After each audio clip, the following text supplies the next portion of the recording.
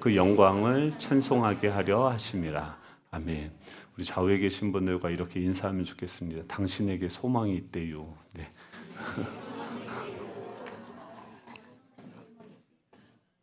네. 뭐 이런 얘기하면은 꼭 이렇게 속에서 뭐가 올라오는 사람이 있습니다.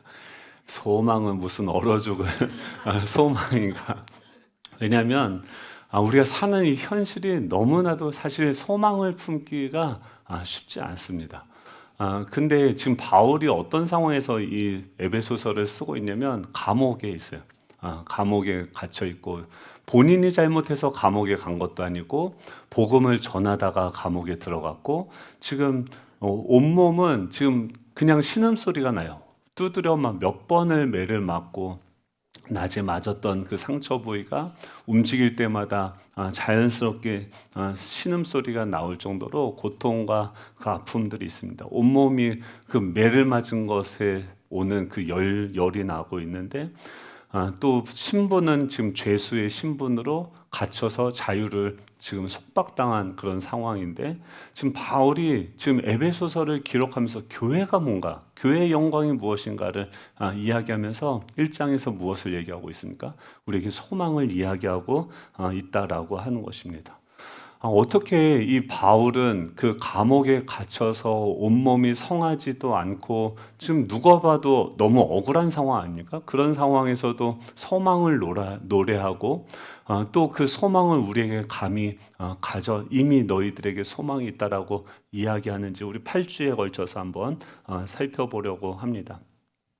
우리가 먼저 가장 이렇게 기본 전제로 갖고 있어야 되는 건 뭐냐면 이 복음은 소망을 반드시 가져온다는 거예요. 그래서 소망은 그 우리 안에 이미 있는 그 소망은요, 우리의 삶 가운데서도 역사에서 내 자신을 변화시킬 뿐만이 아니라 우리 가정과 이 사회에 지대한 영향을 주는 세상을 변화시키는 그 능력이 이미 있다라고 이야기하는 것이죠. 오늘 세 가지 측면에서 이 소망의 주제를 얘기하는데 왜 우리한테 소망이 중요한가? 첫 번째고요. 두 번째는 그리스도인이 갖는 그 소망이라는 것이 무엇인지, 세 번째는 그러면 이 소망이 어떻게 우리의 삶을 빚어내는지에 대해서 이야기를 해보려고 합니다. 첫 번째로 왜 이 소망이 중요할까요? 지금 이 12절에 보면 지금 성경에서 그렇게 얘기하고 있습니다. 그러니까 왜 소망이 우리에게 그렇게 중요한가? 성경에서 12절이죠. 같이 읽어볼까요? 시작. 이는 우리가 그리스도 안에서 전부터 바라던 그의 영광이 찬송이 되게 하려 하심이라. 지금 개역 개정판은 우리가 그리스도 안에서 전부터 바라던 그 소망이죠. 근데 그거를 그의 영광의 찬송이 되게 하는 좀 뭉뚱그려서 번역을 했는데 지금 표준세 번역 같이 읽어볼까요? 시작. 그것은 그리스도께 맨 먼저 소망을 둔 우리로 하여금 하나님의 영광을 찬미하는 사람이 되게 하시려는 것입니다.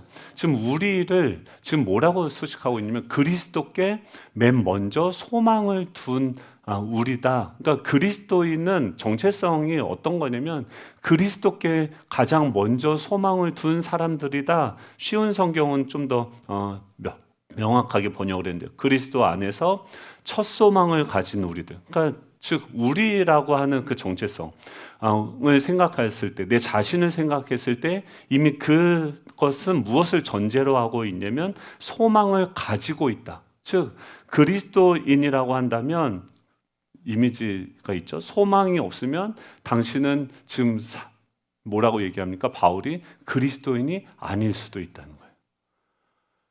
이게 그냥 왜 소망을 갖는 게 중요하냐면 그냥 소망을 가져야지 소망은 있다가 없다가 뭐 이렇게 될 수 있는 것이 아니라 당신이 만약에 그리스도인이라고 한다면 예수님을 믿고 있다고 한다면 반드시 여러분 안에는 소망이라는 것이 있어야 된다. 소망이 없다고 한다면 내가 그리스도인이 아닐 수도 있고 아니면 구멍이 나 있는 복음을 믿을 수도 있고 지금 내가 예수님을 믿는다고 하지만 다른 것을 믿고 있을 수도 있다라고 이야기하는 거죠. 그래서 바울은요 18절에 뭐라고 얘기하냐면 독자들을 위해서 기도하는데 같이 읽어볼까요?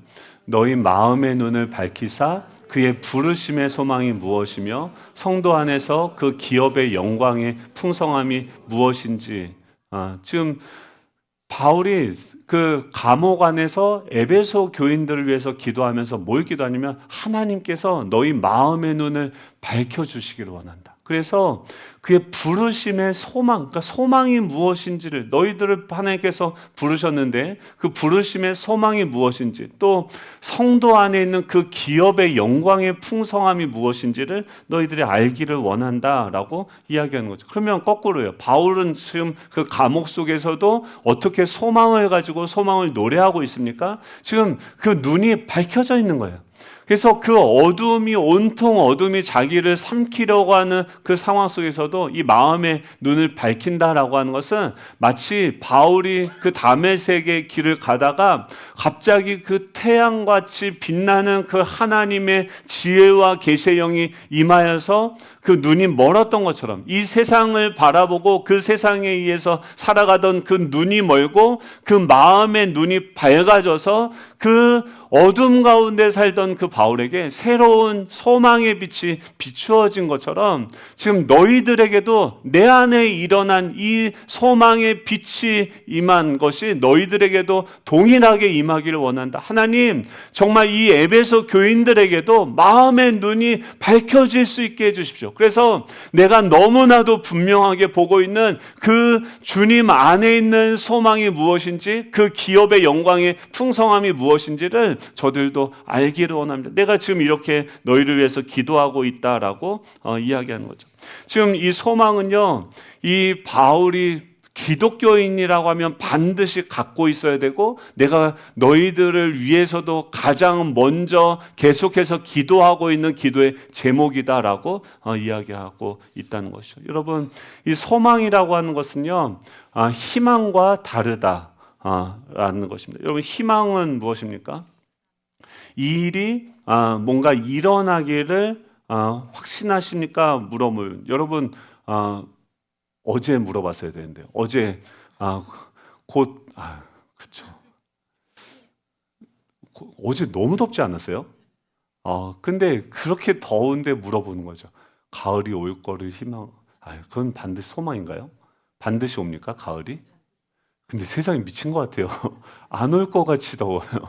근데 그 속에서도 그러니까 근데 희망은 뭐냐면, 희망하십니까? 소망하십니까? 희망은 뭐냐면 불확실한 거예요. 그러니까 그렇게 될 수도 있고, 그렇게 되지 않을 수도 있지만 나의 바람을 얘기하는 것이 희망인 것이죠. 그런데 소망은, 성경이 말하는 이 소망은 반대죠. 소망은 뭐냐면 히브리서 11장에 얘기하듯이 바라는 것들의 실상이다. 이미 이미 그리스도 안에서 완전히 이루어진, 이거는 반드시 정해졌고 이루어질 것이다 라고 얘기하는 것이 바로 소망이에요. 그냥 우리의 단순한 바람, 희망, 이것을 얘기하는 것이 아니라 성경에서 이야기하는 명확한 미래에 대해서 하나님께서 정해놓은 명확한 어떤 일들을 이야기하고 있다라고 하는 것이죠. 그렇기 때문에 그 소망, 그러니까 여러분, 이게 왜 중요하냐면 여러분들의 미래에 대한 어떤 믿음을 가지고 있느냐가 현재 삶의 태도를 가져온다는 거예요. 즉, 지금 삶이 너무 힘들고 어떻게 살아가야 될지를 모르는 사람들은, 지금 삶이 너무 힘든 사람들은 거꾸로 뭐예요? 미래에 대해서 아직 명확하게 모르는 것일 수 있다라고 하는 거예요. 예를 들면요, 두 사람이 완전히 똑같은 환경에서 일을 합니다. 공장에서 같이 일을 하는데 똑같은 일을 해요. 나사로 두 부품을 연결하는 동안 연결하는 그런 작업을 합니다. 그런데 매일 똑같은 환경에서 똑같은 일을 똑같은 시간 동안 하는 거예요. 그런데 한 명한테는 사장님이 그렇게 얘기를 했어요. 연말이 되면 내가 $1,000, $1,000면 얼마예요? 100만 원을 주겠다라고 얘기하는 거예요. 근데 또 두 번째 사람한테 연말이 되면 내 $100,000, 그럼 뭐예요? 1억 정도 돼요. 1억을 준다. 그러면 똑같은 환경에서 똑같은 시간, 똑같은 작업을 하고 있는데 그 두 사람이 그 미래에 대해서 한 명은 이걸 해서 100만 원을 번다. 또 한 명은 이걸 하면은 1억을 번다. 지금 그 미래를 어떻게 생각하느냐에 따라서 현재 그 일을 임하는 태도가 달라질 수 있습니까? 달라진다는 거죠. 지금 우리의 현재는요, 결국 그 미래에 대해서 어떤 것을 생각하느냐에 따라서 결정이 되어질 수 있다라는 거죠. 그렇다고 해서 지금 오해하지 말아야 되는 것은 지금 그리스도인의 소망이 당장 현세적이고, 그러니까 지금 하나님 그리스도 안에 소망을 가지면 모든 병든 자들이 다 낫고 모든 사람들이 다 로또에 당첨이 되며 연말이 되면 1억이 다 생긴다라는 것을 이야기하는 것이 아니겠죠? 네. 그러니까 오해하는 것은 뭐냐면 지금 그리스도인들이 가지고 있는 그 소망은 지금 예수님 생각해 보면 딱 쉬워요. 그러니까 예수님이 소망이 있었어요, 없었어요? 소망이 있었죠. 근데 그의 현실은 어땠습니까? 사랑하는 자들에게 배신을 당하고 핍박을 당하고 조롱을 당하고 결국 십자가에서 죽으셨어요. 그러면 만약에 지금 이 그리스도인들이 가지고 있는 소망이 현세적인 것이라고 한다면, 즉각적인 것이라고 한다면, 그래서 우리는 기도하면서 이 소망을 어떤 식으로 소비하려고 하냐면, 지금 내가 소망을 가지고 기도하면 지금 바로 어떤 일들의 변화가 일어날 것이다라고 생각을 해요. 그거는 그런 기적들이 종종 일어나긴 합니다. 근데 그런 기적들이 일어나는 것은 대부분 어느 곳에서 일어납니까? 복음이 전해지는 곳에서 일어나요. 그러니까 그 말은 뭐냐면 아예 믿지 않는 자들에게 믿음을 주기 위해서 하나님께서 초자연적으로 역사하시는 어떤 일들이 일어나요. 그런데 바울이 뭐예요? 바울은 자신의 있는 육체에 있는 그 가시를 제거해 달라고 주님께 이야기했지만 3번이나 기도했지만 주님 뭐예요? 나의 은혜가 너에게 족하다라고 얘기했고 바울은 그걸 받아들이고 지금 오히려 감옥 속에 있으면서도 이 은혜가 나에게 충분하다. 그리고 오히려 그들에게도 이 소망을 가질 것을 이야기하고 있다라고 하는 것이죠. 이 말은 지금 우리 기독교인들이 가지고 있는 이 소망은 희망이 아니고 또 즉각적이고 현세적인 소망은 아니다라는 것이에요. 이것은 우리가 가지고 있는 소망은 궁극적인 미래에 관한 것이다라고 이야기합니다. 그러면 그런 거죠. 예수님은 그렇게 사셨는데 이렇게 얘기하면은 그리고 보통 어떻게 얘기합니까? 그건 예수님이니까. 그렇죠? 그 목사님이니까 목사님만 고난을 받아야 되잖아요. 그래서 신학교를 안 가신 거잖아요. 그렇죠? 주의 종들 하면서 주의 종들만 그렇게 돼야 되는 거잖아요. 그렇죠? 근데 여러분 지금 시대는 만인 제사장 시대 아닙니까? 그럼 여러분들도 주의 종들이십니까? 아멘이십니까? 이게 모든 사람이 주의 종들이고 예수님 뭐라고 하시냐면 종이 주인보다 더 크지 못하다 한 말은 기억하라. 사람들이 나를 박해하였은즉 너희도 박해할 것이다 라고 이야기합니다. 그러니까 내가 주인이고 너희가 종이라고 한다면 나한테 일어난 것이 반드시 그에게도 일어나는 거죠. 그것은 뭐예요? 축복도 있지만 영원한 나라를 상속받는 것도 있지만 동시에 뭐가 복음과 함께 고난도 박해도 그 어려움도 동일하게 너희들에게도 일어날 것이다라고 이야기한다는 거죠. 근데 지금 조나단 에드워즈가 뭐라고 얘기했냐면 지금 3가지를 알아야 된다라고 이야기합니다. 첫 번째 뭐냐면 여러분들이 겪는 나쁜 일은 결국 유익한 일이 될 것이다. 여러분 이게 소망의 능력이에요. 그러니까 결국 우리가 예수님도 마찬가지죠. 하나씩 예수님하고 연결시켜 보십시오. 예수님이 겪는 나쁜 일은 결국 뭐가 돼요? 유익한 일이 되어지는 거예요. 두 번째 뭐냐면 모든 하나님이 주신 그 좋은 것들은 결코 빼앗기지 않는다는 거예요. 하나님이 주신 자녀됨의 신분이라든지 우리가 하나님의 나라의 상속자가 되어진 것이라든지 하나님의 자녀된 그 권세라든지 이 모든 것들은 하나님께서 우리에게 주신 그 좋은 것들, 구원, 성령, 이 하나님은 결코 빼앗기지 않는다는 거예요. 세 번째 뭐냐면 더 좋은 일은 아직 오지 않아. 가장 좋은 것은 아직 오지 않았다. 우리 맨날 신학교 다니면 한 교수님이 맨날 수업 시간마다 이 얘기를 했어요. 수업 시작할 때 여러분 학생들 따라합시다. 가장 좋은 것 한번 따라해볼게요. 가장 좋은 것은 아직 오지 않았습니다. 이게 조나단 에드워즈가 한 말이 또 그 교수님이 얘기한 거더라고요. 근데 여러분 진짜 가장 좋은 것은 우리에게 오지 않았다는 거예요. 이 세 가지요. 우리가 지금 겪는 그 나쁜 일은 반드시 결국 유익한 일이 될 것이고, 두 번째는 모든 좋은 것들은 결코 빼앗기지 않을 것이고, 세 번째는 가장 좋은 것은 아직 오지 않았다는 거예요.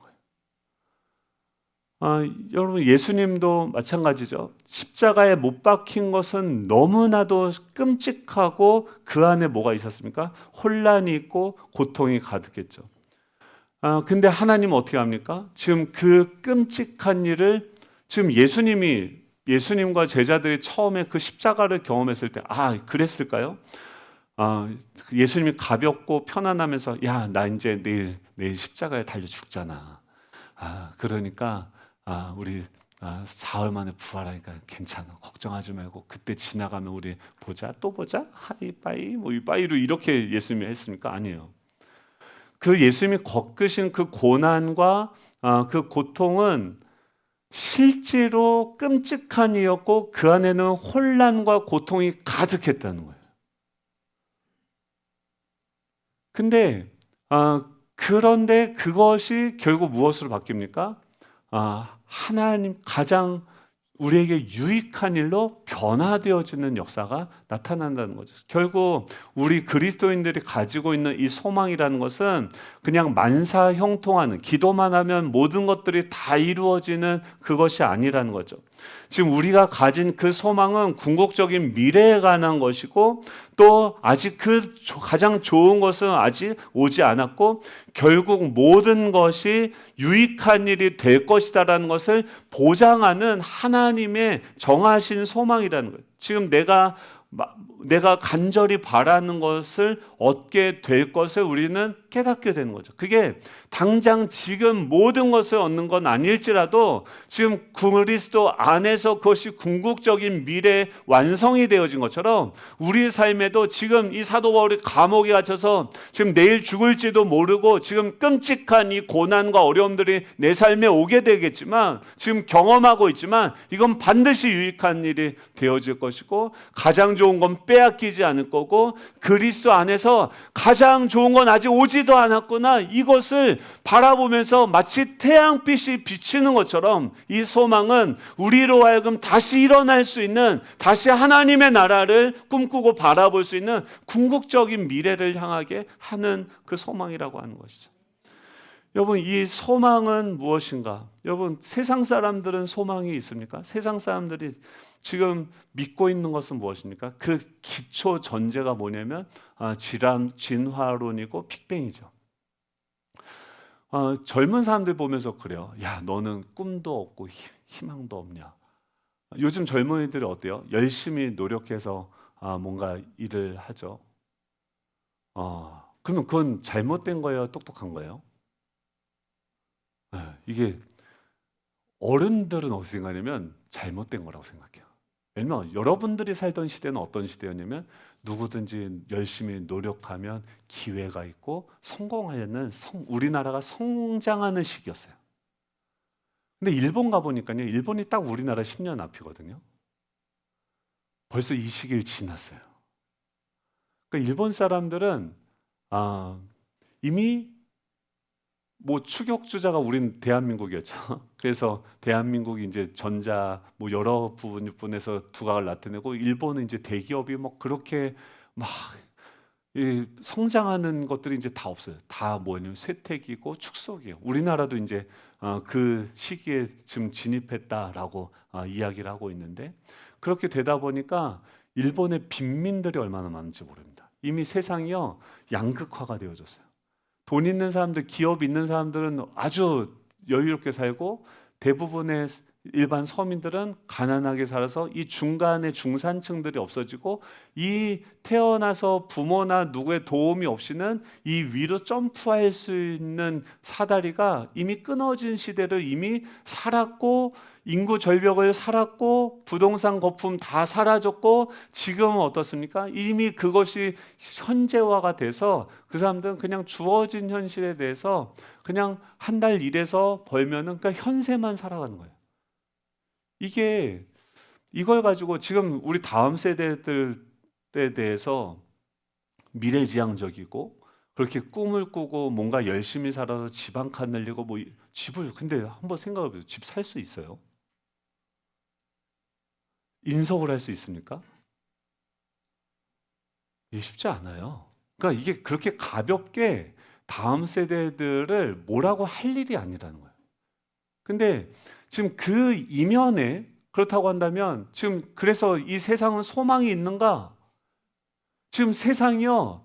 그 개발도상국가에서 이제 어느 정도 성장했는데 그 정점을 찍고 다 어디로 가고 있어요? 축소 쇠퇴기로 가고 있어요. 그게 세상이 지금 믿고 있는 거예요. 빅뱅으로 인해서 그 엄청난 우주적인 폭발이 일어나서 그 우주가 결국 최종적으로 몇 천억 년이 지나고 나면 어떻게 됩니까? 평형이 되어지는 거죠. 이제 온 우주가 지금도 펼쳐지고 확장되어지고 있는데 그것이 다 끝나면 평형이 되어져서 소멸하게 되어진다는 것이 결국 과학주의적인 그 세계관 안에서 이 사람들이 믿고 있는 가치인 것이죠. 그렇다고 한다면 거기서부터는 지금 우리의 미래를 마침내 평형 상태가 도달하는 마지막 단계가 되어지면은 어떻게 합니까?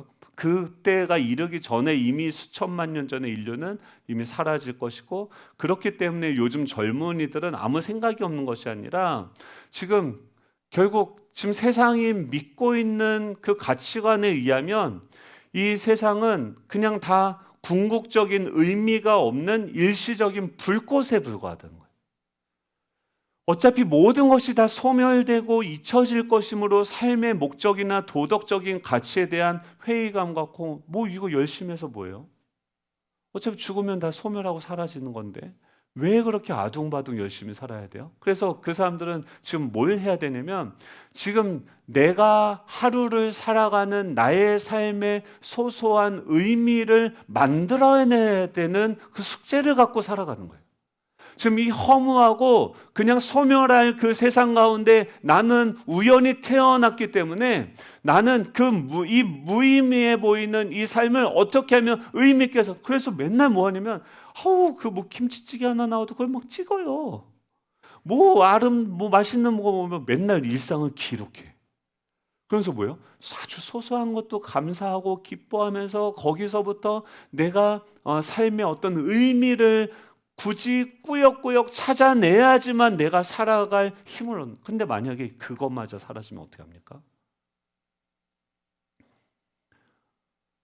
인간의 죽음이 만약에 생명의 끝이라고 한다면 우리는 이 사회에 대해서 선함이나 또 악이 가져올 결과에 대해서 두려워하지 않는다고 하는 어차피 다 없어지는데요.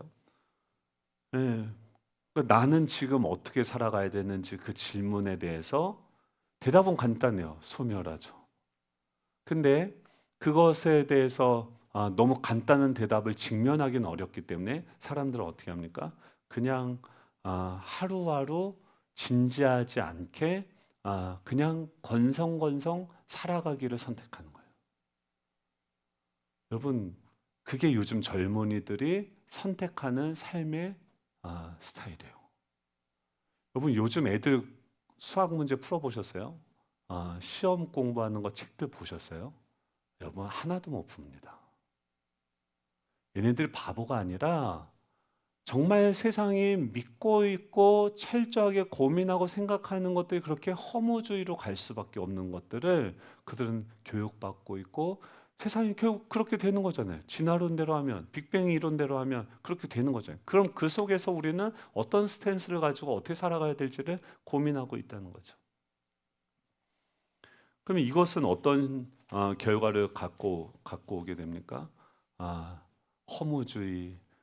그래서 방 안에서 이렇게 은둔형 외톨이처럼 최소한의 에너지로 최소한의 삶을 살아가겠다 하는 방식으로 다양한 삶의 형태들을 나타내는 거예요.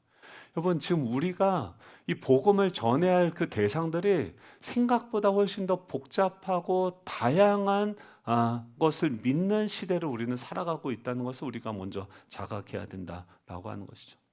그렇기 때문에 지금 이 세상 사람들은 일반적인 사람들은 궁극적인 미래를 믿지 않기 때문에 그냥 정의 뭐 예전처럼 우리나라의 어떤 번영, 성공 이런 가치들이 아니라 그런 거 중요하지 않아요.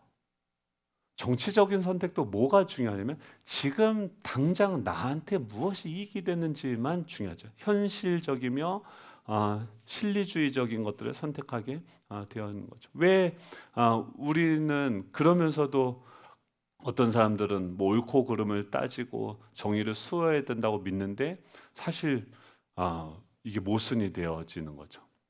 음, 결국 세상 사람들은 어떻습니까? 소망이 없습니다. 그 끝은 뭐예요? 소멸이에요. 그럼 그 안에서 어떻게 나는 나의 삶을 계획하고 의미를 부여하면서 날마다 지속해서 꾸역꾸역 살아갈 것인지를 찾아야 되는 숙제를 안고 지금 고민하면서 살아가고 있어요. 그 사람들에 대해서 여러분 우리가 함부로 돌을 던지지 않을 수 있길 축복합니다. 안타까워하면서 그들을 어떻게 그럼 우리가 가지고 있는 소망은 무엇인가? 첫 번째로 먼저 개인적인 소망은 무엇이냐면 14절에서 뭐라고 합니까? 이는 지금 기업의 보증이 된다. 하나님 그 얻으신 것을 속량하시고 그의 영광을 찬송하게 한다. 14절에 기업이라고 얘기했는데 지금 우리를 뭐라고 하면 기업의 성령이 기업의 보증이 되는데 기업은 뭐냐면 저와 여러분이죠. 근데 기업은 뭘로 해석을 할 수 있냐면 보물이에요. 그러니까 지금 하나님께서 우리를 성도를 뭐라고 얘기하시냐면은 성도 안에서 그 기업의 영광의 풍성함이라고 하는데 성도는 뭐냐면 저와 여러분들, 그러니까 그리스도 안에 구별된 존재로서 있는 저와 여러분이 성도인데 그 성도는 무엇입니까? 그 하나님의 기업이라고 얘기하는데 지금 기업이라고 하는 단어는 지금 하나님께서 가지고 있는 재산의 총 가치, 그러니까 하나님의 소유다라고 하는 것이 기업이다라고 하는 뜻이에요. 의미적인 거는. 근데 하나님의 소유는 뭐냐면, 즉 저와 여러분은 뭐냐면 우리가 가지고 있는 소망이 뭐냐면 저와 여러분을 향해서 하나님은 여러분들이 나의 기업이고 나의 소유고 나의 보물이다, 나의 작품이다라고 성경은 이야기하고 있다는 것이죠. 즉 우리가 가지고 있는 개인적인 소망은 뭐냐면 우리는 마침내 무엇이 되냐면 하나님의 보물이 될 거다. 하나님의 개인 하나님의 그 작품이 되어질 것이다 라고 얘기해요. 어떤 부부가 예를 들면 정말 세상에 하나밖에 없는 그림을 한 점 소유하고 있어요. 이건 가치로 매길 수가 없어요. 이것이 그의 소유고 보물이에요. 이걸 어떻게 어떤 것과도 바꿀 수가 없습니다. 사람들이 얼마를 제시해 그게 보물이라고 하는 거죠. 얼마를 제시해도 팔지 않을 것을 보물이라고 얘기하는데 그러면서 그 보물을 보면서 어때요? 그 보물을 보면서 기뻐하고 흠양하고 즐거워하는 거죠. 왜 그것을 그 어떤 가치랑도 안 바꾸냐면 이 보물은 그들에게 무한한 기쁨을 주고 그들이 마음으로 사랑하는 것이고 또 그래서 어떤 일이 있어도 이것을 다른 것과 바꾸지 않는다라고 하는 것이죠. 지금 이게 이런 관점으로 하나님께서 저와 여러분들을 어떻게 보신다고요? 보물로 보신다라는 것이 그리스도 기독교에서 얘기하는 우리의 궁극적인 소망이다라고 하는 것입니다. 하나님은요 우주 만물과 해와 달과 별들을 다스리시며 세상의 모든 풍요로움을 이미 소유하고 계십니다. 그런데 그 온 우주 만물의 주님께서 그리스도 안에 있는 자들을 보시면서 그들을 자신의 보물, 자신의 작품으로 여기신다라고 하는 거예요. 여러분 지금 창세부터 지금까지 또 그 영원까지 하나님께서 계속해서 우리 가운데 행하고 계시는 것이 무엇입니까? 얼마나 우리를 소중하게 내가 너를 나의 형상으로 만들었고 그 인격 그 존재에게 인격을 넣어주며 그가 잘못된 것들을 선택할 때마다 그를 다시 되사오고 깨끗해 하고 거룩하게 하며 우리를 아름답게 빚어져가고 마침내 너는 나와 나의 그 영광을 반사하는 그 빛된 존재로서 세상 영원토록 온 우주 가운데 나의 대리자로서 나와 나와 함께 그 나라를 다스릴 나의 보물이고 나의 작품이 될 것이다 라고 주님은 말씀하신다. 여러분, 성경에서 말하는 그리스도 안에 있는 소망이 무엇인가? 우리는 마침내 그 하나님의 영광을 비추는 하나님 보이지 않는 그 하나님을 나타내는 거울과 같은 존재가 되어진다라고 하는 것이 우리의 소망이다라고 하는 거예요. C.S. 루이스가 뭐라고 하냐면, 우리가 기꺼이 우리 자신을 주님께 내어드리기만 한다면 그분은 세상에서 가장 연약하고 가장 더러운 사람을 지금 우리의 모든 상상을 초월하는 가장 눈부시게 빛나고 썩지 않으며 능력과 기쁨과 지혜와 사랑으로 충만한 피조물로 바꾸실 수 있다는 거예요. 하나님이 우리를 흠없는 밝은 거울로 만드셔서 그분의 형상을 반사하게 하실 것이다 라고 하는 거죠. 지금 주님 안에 있는 그 성품, 그 영광, 그 지혜를 온 우주 가운데 밝히 드러내는 존재, 그런 아름다운 보물로서 저와 여러분들을 향하여서 영원전부터 계획하시고 그 계획을 따라서 하나님의 뜻을 따라서 지금도 부지런히 쉬지 않고 저와 여러분들을 빚어가고 계시다는 거예요. 여러분, 이게 우리가 궁극적으로 바라봐야 될 우리의 소망이라는 거예요. 그러면 이 세상은 어떻습니까? 로마서 8장 21절에 보면 우리만 변화되어지는 것이 아니라 모든 피조물들도 썩어짐에 지금은 종노릇하고 있는데 해방되어서 하나님의 자녀들의 영광의 자유를 이루는 것이다. 지금 모든 피조물들, 여러분 어제도 아내가 삼계탕을 해줬는데 그 닭들의 그 피조물, 그 닭들이 그 썩어짐에 종노릇하며 끌려가는 대로 목이 딱 따여가지고 꾀꾀는 오리인가요? 아무튼 그래서 막 죽어서 삼계탕에 들려서 우리한테 먹힘을 당하는 그 피조물들의 안타까운 탄식이 들리십니까? 돼지는요, 소는요, 지금 수많은 피조물들이 지금 뭘 기다리고 하나님의 자녀들의 영광의 자유에 이르는 것처럼 그들도 지금 조금 그 영광의 자유를 맛보는 존재가 저희 집안에 있거든요. 삐삐라고. 그 피조물, 개고기 식용에서부터 벗어나 지금 우리 가정 안에 들어와서 그 자녀들이 가지고 있는 그 영광의 자유를 조금 맛보고 있는 것들이 반려견들이죠. 반려동물들이죠. 근데 마침내 그것이 어떻게 됩니까? 모든 피조 세계들이 함께 그 자유에 이르러서 이제 사자와 어린 양들이 함께 뛰놀며 서로 친구하면서 같이 교제할 수 있는 모든 이 땅에 화해가 일어나는 그 날이 올 것을 지금 피조물들도 뭐하고 있습니까? 속으로 탄식하면서 그 날이 하나님의 아들들이여 빨리 우리에게 오시옵소서 기다리고 있다는 거예요. 여러분, 이것이 만물의 궁극적인 소망이다라고 성경은 이야기하고 있습니다. 여러분, 성경에서 말씀을 정리하면 성경에서 이야기하는 이 소망이 저와 여러분에게 있기를 간절히 소망합니다.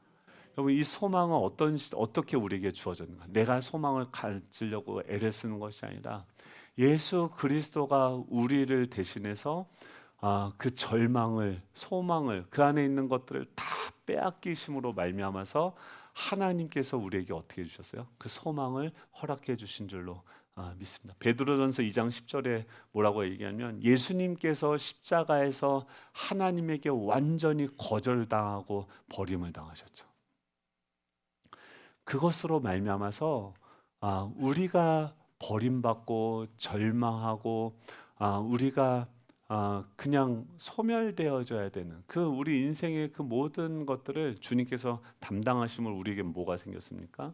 베드로전서 2장 17절 같이 읽어볼까요? 시작. 너희가 전에는 백성이 아니더니 이제는 하나님의 백성이요 전에는 긍휼을 얻지 못하였다니 이제는 긍휼을 얻었느니라. 지금 뭐라고 얘기하면 베드로가 당신은 과거에 하찮은 존재였으나 이제는 예수님으로 말미암아 무척 중요한 존재가 되었습니다. 전에는 사랑을 받지 못했지만 이제는 사랑에 흠뻑 빠지고 사랑으로 충만하여 사랑의 옷을 입게 되어졌습니다. 여러분, 그리스도 안에서 이루어진 이 소망을 바울이 뭐라고 하는 거예요? 너희들 보기를 원한다. 너희들의 마음의 눈이 밝혀지기를 원한다. 여러분, 그런 저와 여러분이 될 수 있기를 소망합니다. 우리 함께 일어나셔서 찬양하기 원하는데요. 저희들 한 8주 동안 계속 이 소망에 대해서 함께 나눠보려고 합니다. 여러분, 오늘 하나 딱 가져가셔야 되는 게 뭐예요? 우리에게 소망이 있다는. 지금의 현세적이고 즉각적으로 주어지는 소망은 아니지만 장래적으로 마침내 하나님께서 정한 대로 완성되어질 그 소망이 저와 여러분에게 있고, 그것은 이미 그리스도 예수 안에서 시작되었고 마침내 완성되어질 줄로 믿습니다. 그 소망은 무엇입니까? 저와 여러분을 하나님은 세상 그 어떤 것과도 바꾸지 않을 보물로 여기신다. 하나님의 그 영광의 빛을 온 우주 가운데 나타낼 하나님의 자녀로서 우리를 부르셨다는 것입니다. 우리 함께 이 찬양하면서 주님만이 나의 소망이 되십니다. 우리 찬양하고 기도하도록 하겠습니다.